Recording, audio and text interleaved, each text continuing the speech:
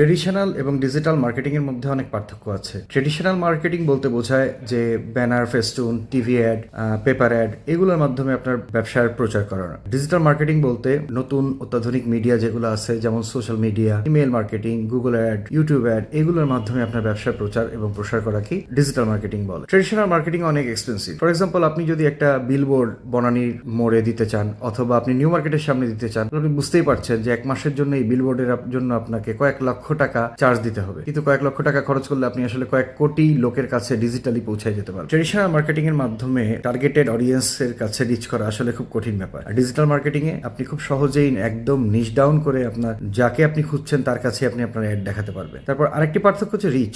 Traditional marketing এ আসলে রিচটা খুব কম হয়, সেক্ষেত্রে ডিজিটাল মার্কেটিং এ আবার গ্লোবালি আপনি রিচ করতে পারবেন। আপনি যদি চান, আপনার যদি বাজেট থাকে, আপনি সারা পৃথিবীর লোককে আপনার অ্যাড দেখাতে পারবেন। এই ধরনের মার্কেটিং টিপস এবং হ্যাকস সম্পর্কে জানতে হলে আমাকে ফলো করুন। ধন্যবাদ।